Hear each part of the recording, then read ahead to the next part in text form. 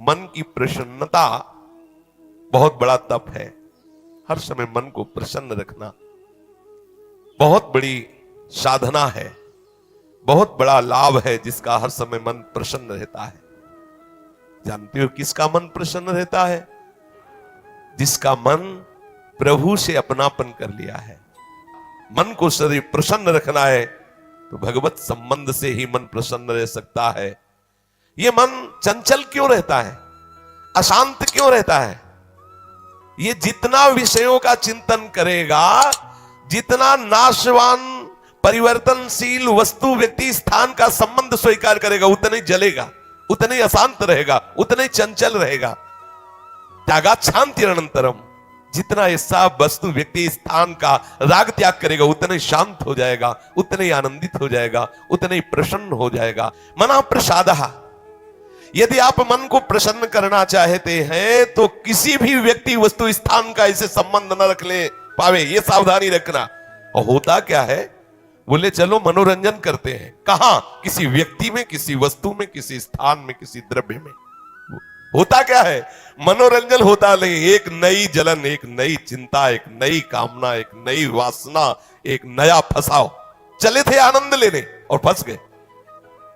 हमारा मन प्रसादः, मन प्रसन्न कब होगा? बहुत ध्यान की बात है।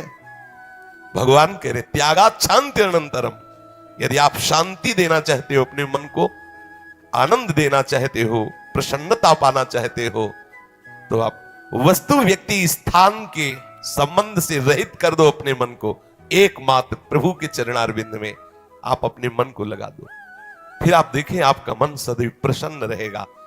क्योंकि प्रभु अविनाशी है, वस्तु व्यक्ति स्थान परिवर्तनशील है। वो एक रस प्रसन्न रह नहीं सकता जिसका वस्तु व्यक्ति स्थान से संबंध है, नहीं रह सकता, क्योंकि वो एक रस नहीं है, तो मन कैसे एक रस होगा?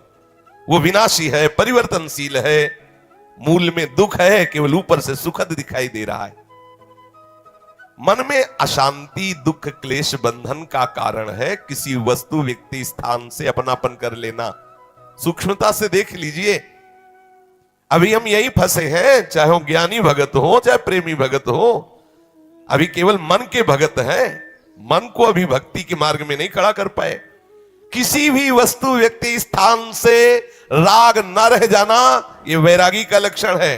समस्त वस्तु व्यक्ति स्थान में एकमात्र सच्चिदानंद आराध्य देव को देखना, यह अनुरागी का लक्षण है। हम देखें कि हम ना तो वैरागी है ना अनुरागी है, हम तो रागी है। हर वस्तु व्यक्ति स्थान से हम सुख भोगना चाहते हैं। देख लो, अगर ऐसा नहीं तो फिर मन जाएगा ही नहीं। जब तक सुख की लालसा नहीं, तब तक मन जाने वाला नहीं। इसको जहां जहां सुख का मिलने का भाव है, वहीं वहीं ये जाता है। जब धन, संपत्ति, स्त्री, पुत्र, नाना प्रकार की भोग सामग्री, इनमें हम अपनापन कर लेते हैं तो मन हमारा चंचल हो जाता है। सबका प्रश्न होता है, मन भजन में नहीं लगता, चंचल है। मन चंचल आपने किया है, आपको ही छोड़ना पड़ेगा।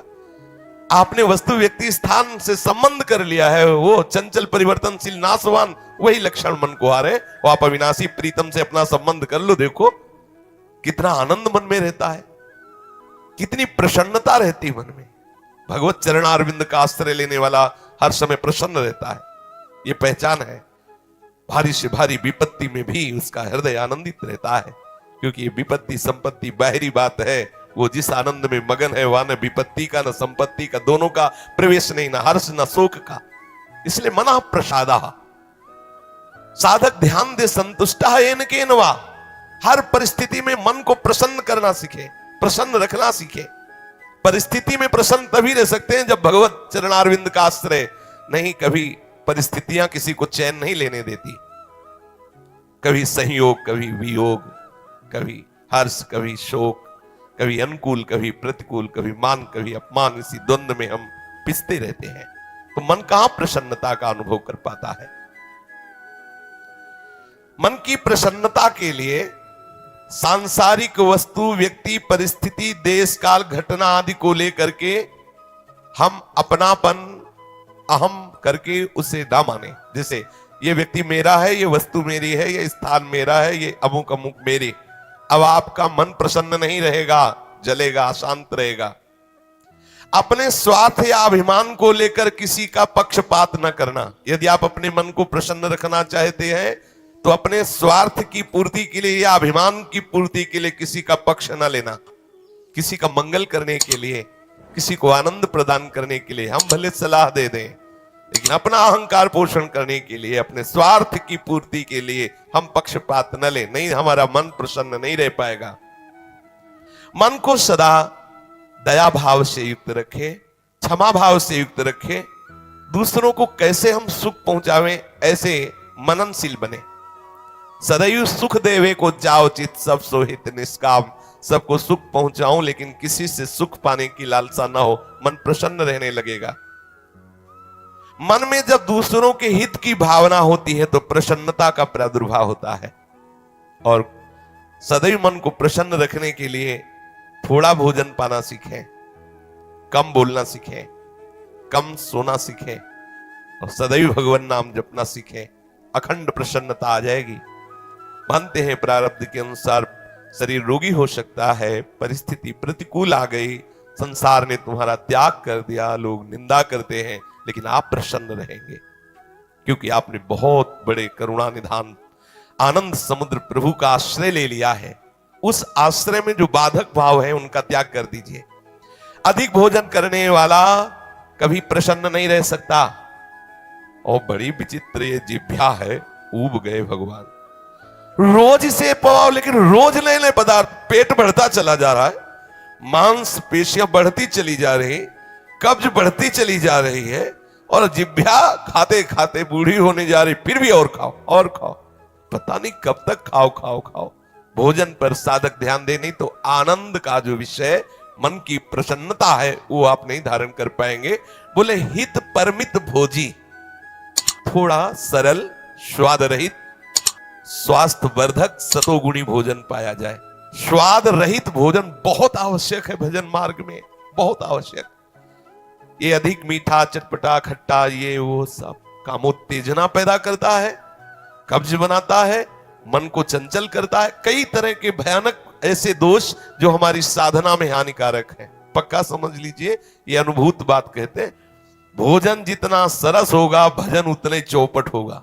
पक्का समझ लो, ये भोजन बहुत घातक वस्तु है, बहुत घातक वस्तु है। साधक इस बात पर ध्यान दे, ये भोजन हमें मारे डाल रहा है। हमारा जीवन भगवत प्राप्ति के लिए है और ये आज पा लिया, वो पा लिया, ये गुलाब जामुन, ये लड्डू, ये वो, बस बुद्धि में विचलता, भगवत चिंतन रहित और नाना प्रकार की वासनात्मक खेल की कामनाएं, कल्पनाएं, ये भोजन के कारण।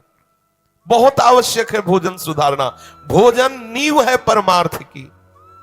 जैसा खाओ अन्न वैसा बने मन। तो मन प्रसाद कैसे प्राप्त होगे, क्योंकि आपका भोजन ठीक नहीं है। बहुत सावधान, बहुत सात्विक और नियमित परमित भोजन हमें मन प्रसाद स्थिति में निश्चित निश्चित प्रतिष्ठित कर देगा। दूसरा, नित्य में एकांत सेवी। उपासक को चाहिए कि कम लोगों से मिलने का स्वभाव बनाए। सत्संग सुना या गुरुजनों के पास बैठकर जो प्रश्न उत्तर हुए, बस चुपचाप एकांत वास करने का अभ्यास होना चाहिए। हर समय हम किसी से बात करते रहे, हर समय हम किसी से मिले रहे, हर समय कोई हमारे समीप रहे, तो हमारी अंतर्मुखता नहीं हो। भले वो हमसे बात न करे लेकिन हमारी अंतर्मुख वृत्ति में वो बाधक हो जाएगा। इसलिए साधक को चाहिए कि वो एकांत सेवी बनने का स्वभाव बनाए, ज्यादा किसी से बात नहीं कर। वैसे बात करने का नियम तभी रखना चाहिए जब कोई आपसे प्रश्न करे और प्रश्न का उत्तर आवश्यक है देना, उत्तर देने से उसका मंगल होगा तो ही बात करें, नहीं ना करें। बहुत कम जीवन है हमारा, बहुत कम समय है। हम अगर व्यवहार प्रपंच की सत्ता को सत्य मानकर केवल यही हमारा कर्तव्य है, यही ऐसा व्यवहार का निर्वाह करना, तो हम भगवत साक्षात्कार कब करेंगे? कब हमारे हृदय में वो अखंड प्रसन्नता, कब हमारे हृदय में वो अखंड विकलता भगवत साक्षात्कार की होगी?